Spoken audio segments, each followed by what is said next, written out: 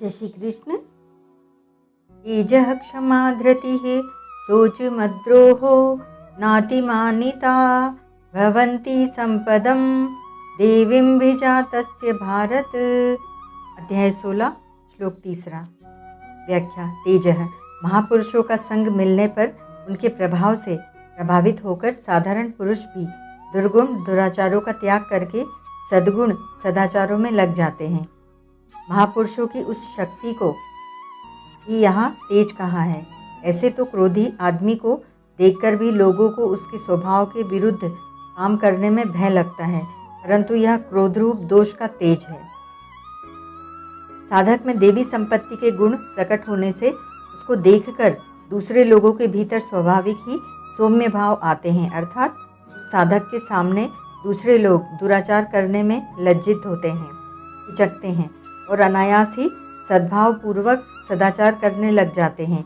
यही उन देवी संपत्ति वालों का तेज प्रभाव है। क्षमा बिना कारण अपराध करने वालों को दंड देने की सामर्थ्य रहते हुए भी उसके अपराध को सह लेना और उसको माफ़ कर देना क्षमा है। यह क्षमा मोह ममता भय और स्वार्थ को लेकर भी की जाती है। जैसे पुत्र के अपराध कर देने पर पिता उसे क्षमा कर देता है, तो यह क्षमा मोह ममता को लेकर होने से शुद्ध नहीं है। इसी प्रकार किसी बलवान एवं क्रूर व्यक्ति के द्वारा हमारा अपराध किए जाने पर हम भयवश उसके सामने कुछ नहीं बोलते, तो यह क्षमा भय को लेकर है।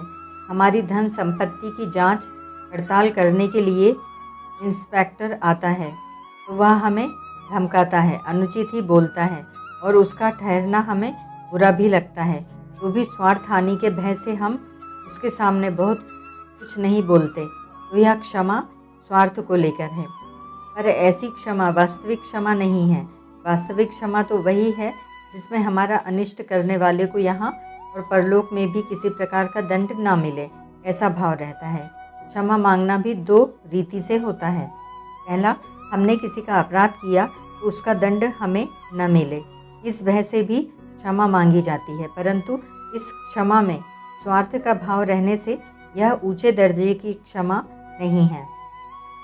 दूसरा, हमसे किसी का अपराध हुआ, अब यहाँ से आगे उम्र भर ऐसा अपराध फिर कभी नहीं करूँगा, इस भाव से जो क्षमा मांगी जाती है वह अपने सुधार की दृष्टि को लेकर होती है, और ऐसी क्षमा मांगने से ही मनुष्य की उन्नति होती है। मनुष्य क्षमा को अपने में लाना चाहे तो कौन सा उपाय करे। यदि मनुष्य अपने लिए किसी से किसी प्रकार के सुख की आशा न रखे और अपना उपकार करने वाले का बुरा न चाहे, तो उसमें क्षमा भाव प्रकट हो जाता है। धृति किसी भी अनुकूल या प्रतिकूल परिस्थिति में विचलित न होकर अपनी स्थिति में कायम रहने की शक्ति का नाम धृति धैर्य है।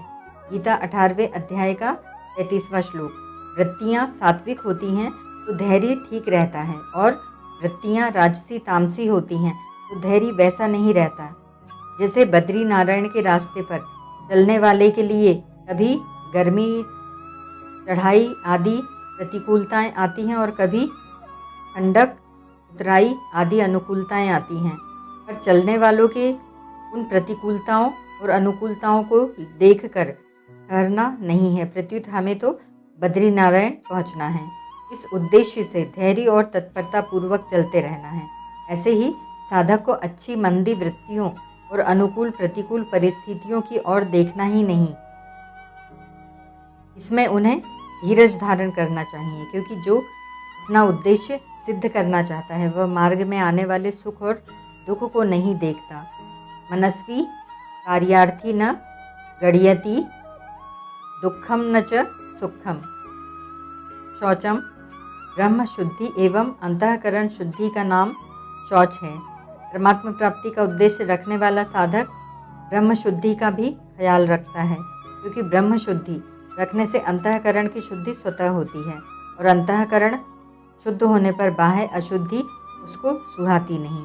इस विषय पर पतंजलि महाराज ने कहा है, शौचात स्वाम गजु गुप्सा परेर संसर्गः योग दर्शन 240। शौच से साधक की अपने शरीर में घृणा अर्थात अपवित्र बुद्धि और दूसरे से संसर्ग न करने की इच्छा होती है। तात्पर्य यह है कि अपने शरीर को शुद्ध रखने से शरीर की अपवित्रता का ज्ञान होता है।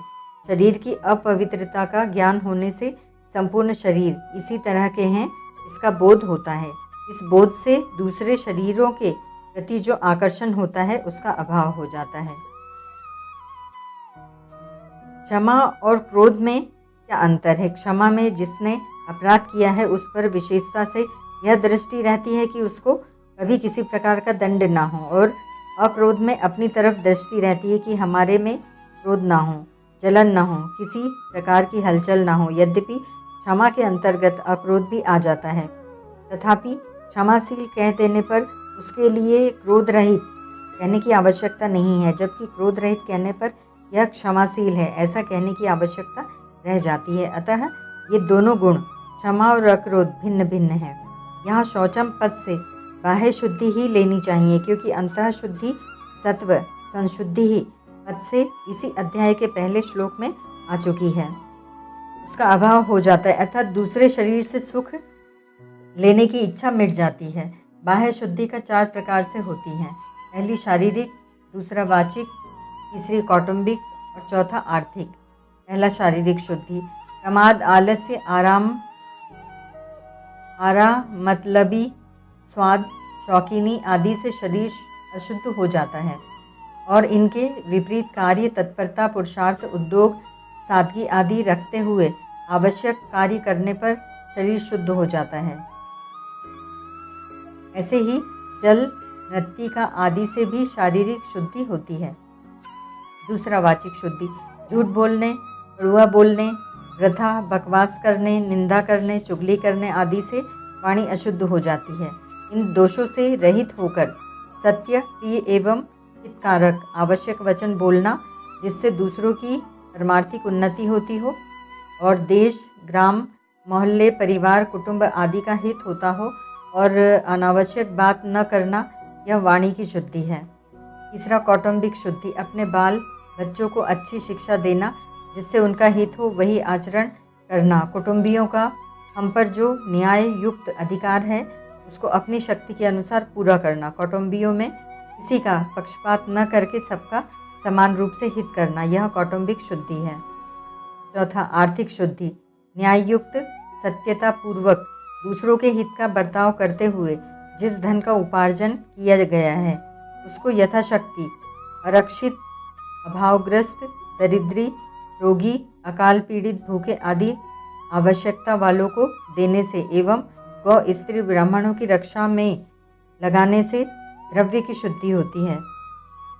त्यागी, वैरागी, तपस्वी, संत महापुरुषों की सेवा में लगने से एवं सदग्रंथों को सरल भाषा में छपवा कर कम मूल्य में देने से तथा उनका लोगों में प्रचार करने से धन की महान शुद्धि हो जाती है। परमात्मा प्राप्ति का ही उद्देश्य हो जाने पर अपनी स्वयं की शुद्धि हो जाती है। स्वयं की शुद्धि होने पर शरीर, वाणी, कुटुंब, धन आदि सभी शुद्ध एवं पवित्र होने लगते हैं। शरीर आदि के शुद्ध हो जाने से वहाँ का स्थान, वायुमंडल आदि भी शुद्ध हो जाते हैं। बाह्य शुद्धि और पवित्रता का ख्याल रखने से शरीर की वास्तविकता अनुभव में आ जाती है, जिससे शरीर से अहमता, ममता छोड़ने से सहायता मिलती है। इस प्रकार यह साधन भी परमात्मा प्राप्ति में निमित्त बनता है। अद्रोह, बिना कारण अनिष्ट करने वाले के प्रति भी अंतःकरण में बदला लेने की भावना न होना अद्रोह है।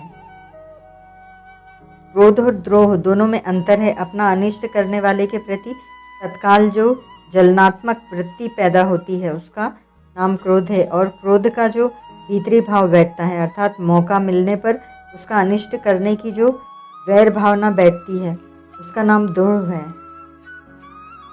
साधारण व्यक्ति का कोई अनिष्ट करता है तो उसके मन में अनिष्ट करने वाले के प्रति द्वेष की एक गांठ बंध जाती है कि मौका पड़ने पर मैं इसका बदला ले ही लूँगा।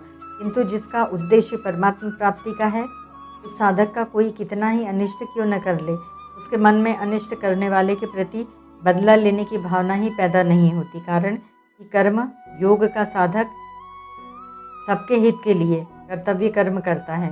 ज्ञान योग का साधक सबको अपना स्वरूप समझता है और भक्ति योग का साधक सब में अपने इष्ट भगवान को समझता है, अतः वह किसी के प्रति कैसे द्रोह कर सकता है। निज प्रभु मैं देखहि जगत, यहीं सन करहि विरोध। मानस 7 112।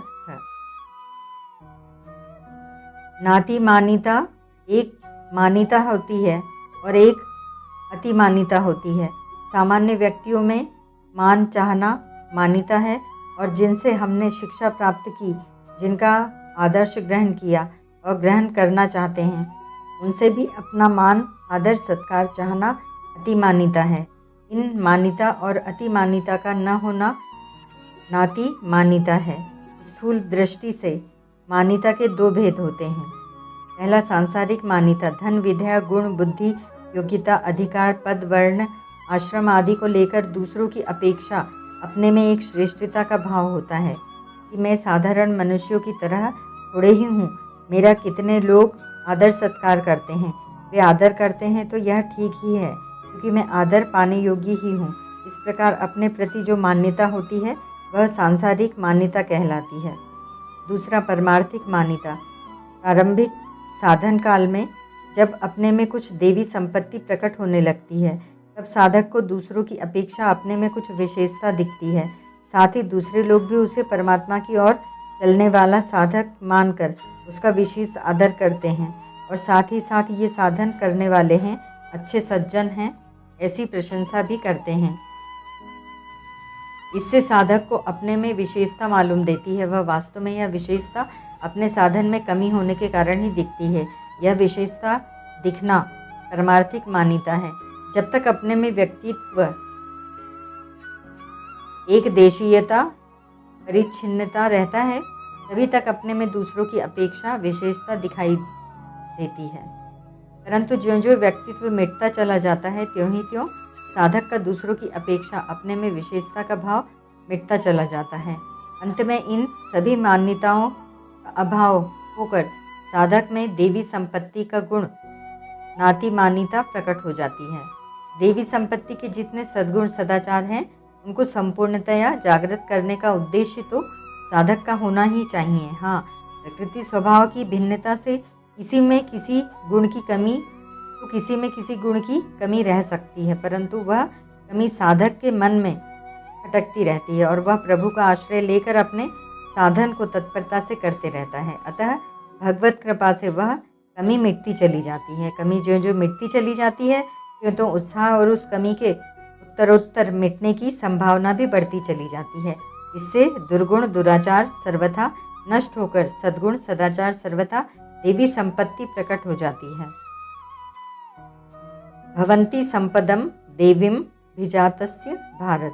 भगवान कहते हैं कि हे अर्जुन, ये सभी देवी संपत्ति को प्राप्त हुए मनुष्यों के लक्षण हैं।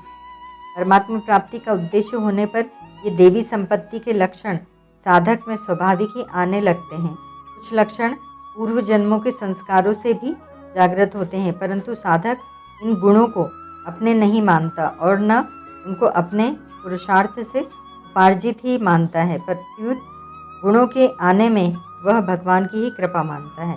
कभी ख्याल करने पर साधक के मन में ऐसा विचार होता है कि मेरे में पहले तो ऐसी वृत्तियां नहीं थी, ऐसे सद्गुण नहीं थे, फिर ये कहाँ से आ गए? तो ये सब भगवान की कृपा से ही आए हैं।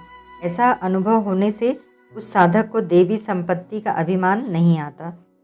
साधक को देवी संपत्ति के गुणों को अपने नहीं मानना चाहिए, क्योंकि यह देव परमात्मा की संपत्ति है, व्यक्तिगत अपनी किसी की नहीं है। यदि व्यक्तिगत होती तो यह अपने में ही रहती, किसी अन्य व्यक्ति की नहीं रहती। इसको व्यक्तिगत मानने से ही अभिमान आता है। अभिमान असुरी संपत्ति का मुख्य लक्षण है। अभिमान की छाया में ही असुरी संपत्ति के सभी अवगुण रहते हैं। यदि देवी संपत्ति से असुरी संपत्ति अभिमान पैदा हो जाए तो फिर असुरी संपत्ति कभी मिटेगी ही नहीं, परंतु देवी संपत्ति से आसुरी संपत्ति कभी पैदा नहीं होती। प्रत्युत देवी संपत्ति के गुणों के साथ साथ असुरी संपत्ति के जो अवगुण रहते हैं, उनसे भी गुणों का अभिमान पैदा होता है। अर्थात साधन के साथ कुछ कुछ साधन रहने से ही अभिमान आदि दोष पैदा होते हैं। जैसे किसी को सत्य बोलने का अभिमान होता है तो उसके मूल में वह सत्य के साथ साथ असत्य भी बोलता है, जिसके कारण सत्य का अभिमान आता है। तात्पर्य यह है कि देवी संपत्ति के गुणों को अपना मानने से एवं गुणों के साथ अवगुण रहने से ही अभिमान आता है। सर्वथा गुण आने पर गुणों का अभिमान हो ही कैसे सकता है। यहाँ देवी संपत्ति कहने का तात्पर्य है कि यह भगवान की संपत्ति है। अतः भगवान का संबंध होने से, उनका आश्रय लेने से शरणागत भक्त में यह स्वाभाविक ही आती है। जैसे शबरी के प्रसंग में राम जी ने कहा है, नवधा भगति कहूँ तो ही पाही, सावधान सुनु धरु मन माही। नव महु एक हूँ जिनके होई, नारी पुरुष सचराचर कोई। सोई अतिशय प्रिय कामिनी मोरे, सकल प्रकार भगति दृढ़ तोरे। मानस 3:35-36। मनुष्य, देवता, भूत, पिशाच, पशु पक्षी, नारकीय जीव, कीट पतंग, लता वृक्ष आदि जितने भी स्थावर जंगम प्राणी हैं, उन सब में अपनी अपनी योनि के अनुसार मिले हुए शरीर के रुग्ण एवं जीर्ण हो जाने पर भी मैं जीता रहूं, मेरे प्राण बने रहें, यह इच्छा बनी रहती है। इस इच्छा का होना ही असुरी संपत्ति है।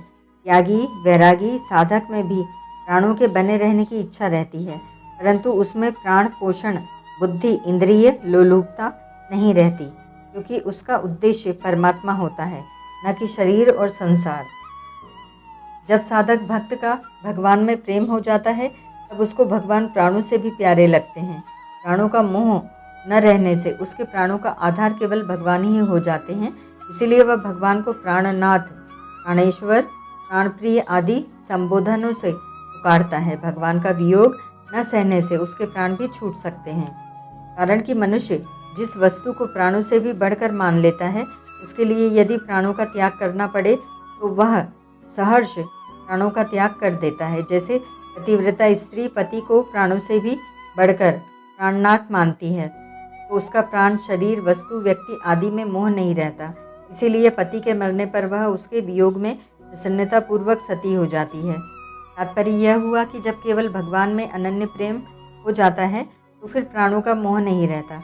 प्राणों का मोह न रहने से असुरी संपत्ति सर्वथा मिट जाती है और देवी संपत्ति स्वतः प्रकट हो जाती है। इसी बात का संकेत गोस्वामी तुलसीदास जी महाराज ने इस प्रकार किया है। प्रेम भगति जल बिनु रघुराई, अभिअंतर मल सबहु न जाई। मानस 7:49-3। ओम तत्सत।